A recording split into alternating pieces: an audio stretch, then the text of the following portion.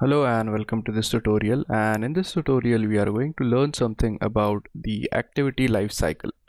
So in the previous tutorial what we have done is that we have designed a stopwatch application, and we found a problem that whenever we try to flip our device, so what happened is that the stopwatch actually stopped functioning, or it was basically started from the beginning. So the reason why it happened is because our Android application is comprised of multiple activities. So as compared to a website, as the website has multiple pages on it, so our Android application usually has multiple activities running. So our application basically switches from one activity to other activity. Now in order to develop Android applications, we need to have in-depth understanding of how actually the activities work, and that's exactly explained in the activity life cycle. So an activity life cycle is nothing but the cycle through which the activity goes through from when it is started to when it ends. So it's basically important to learn the activity life cycle so as to develop Android applications, and that is because our activity goes through certain states and each state has some significance of its own. So it is crucially important to understand each and every state through which the activity actually goes through so as to take advantage of these states to our extent. So now let's go ahead and study the activity life cycle. So what is an activity life cycle? So a user navigates through your application. The activity instances in your app transitions between different states in the life cycle.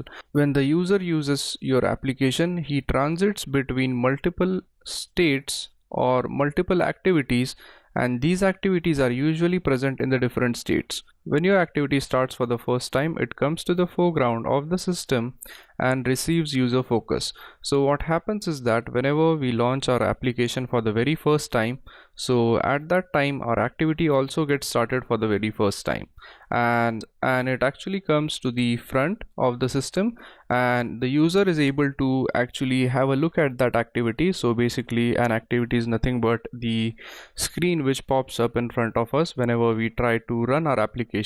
So that is our main activity which we get, which we design in Java and XML. So whenever we open up an app, the main activity is going to pop up, and basically we are able to have a look at that activity. During this process, the Android system calls a series of lifecycle methods on the activity in which you have set up the user interface and other components. So what happens is that we are able to see that an activity basically pops up in front of us, but in the background during this process what happens is that the Android system actually calls a series of lifecycle methods. Now you might be wondering that okay, whenever we try to develop an application, we have a method, we have a class which is called as the main activity, and you might have noticed that there are small methods which are called as onCreate. So onCreate is basically the best example of the method which runs in the background. So the main reason why these methods are actually present in our main activity is that they are basically used to handle each state of a life cycle. So basically the onCreate is used to set up the user interface and other components so that whenever the activity pops up, we are able to have a look at it. If the user performs an action, that activity starts another activity. The system calls another set of lifecycle methods on your activity as it moves into the background. So what happens is that if a user is presented with one activity and if he performs some action, so he is redirected to a new activity. So in that case what happens is that the first activity which was running, it actually moves to the background. So for example, let's say you have two activities, activity 1 and activity 2, and if we have created an intent in such a way for a button that whenever we click a button, the new activity, which is nothing but the activity 2, is started. So what happens is that the activity 2 comes to the foreground and the activity 1, which was previously running, which the user was able to see, it moves into the background. So this is what basically happens when we switch from one activity to other activity.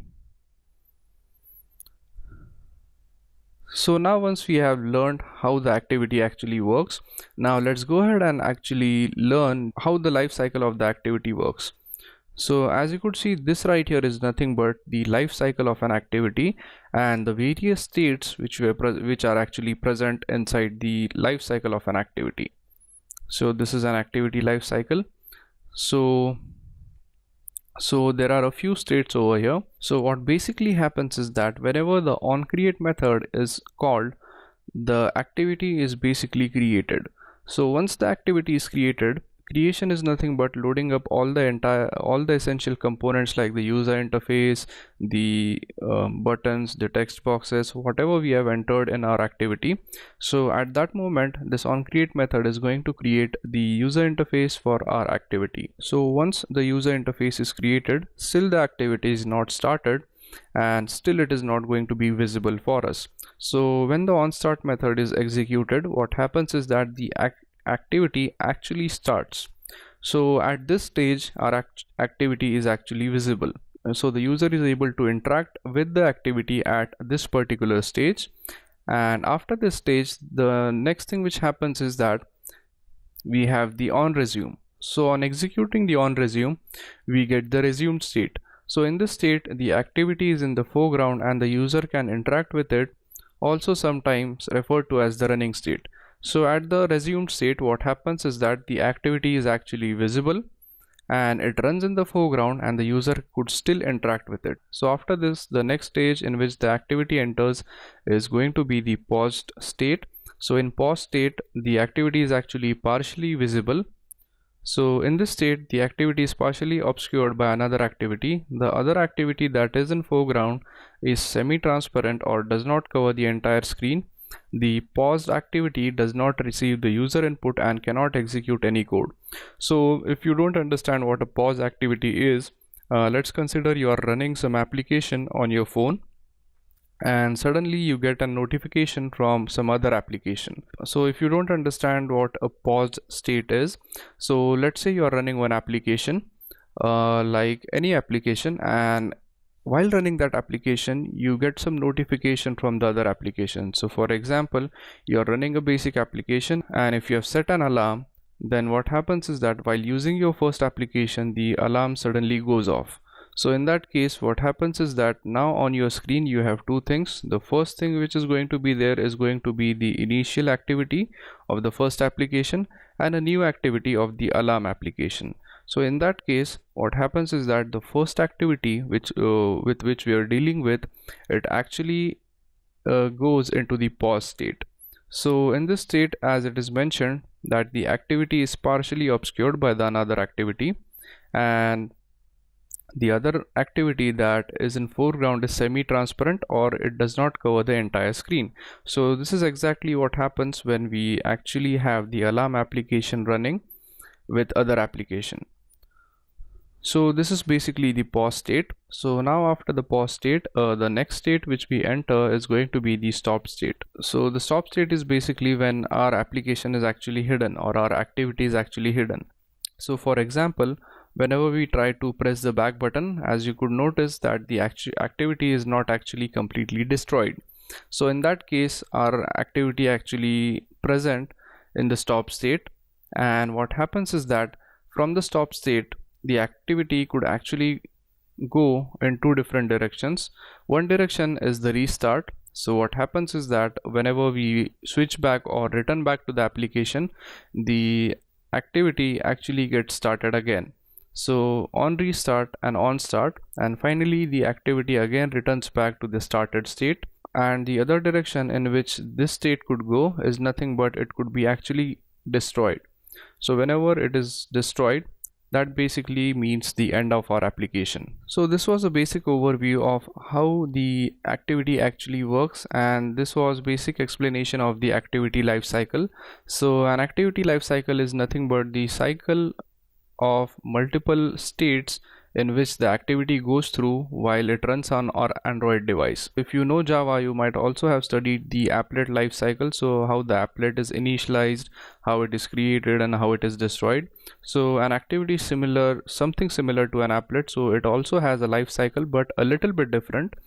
So basically, these are some states which we need to remember so that we could develop our Android applications and we could actually utilize the power of these states So for example, while developing applications, we could use this state to our advantage so that no problem occurs. So the reason why I've covered this topic is that in the previous tutorial we have faced a similar problem, like whenever we try to run our application, the application actually stops. So it actually is difficult to understand what happens in the background. So actually, if you develop a stopwatch application for a very first time, so you might be a bit confused, like you might think that there is an error, but actually it is not.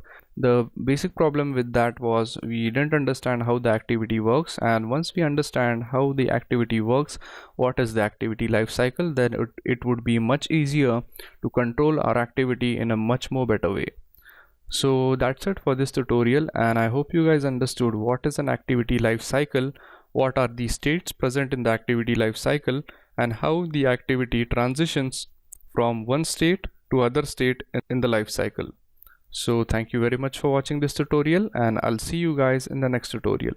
Thank you.